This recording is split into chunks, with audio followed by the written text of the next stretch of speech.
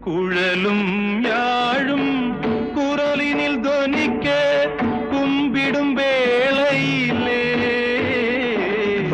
மழலை இயேசுவை மடியில் சுமந்து மாதா வருவாளே, ஆரோக்கிய மாதா வருவாளே.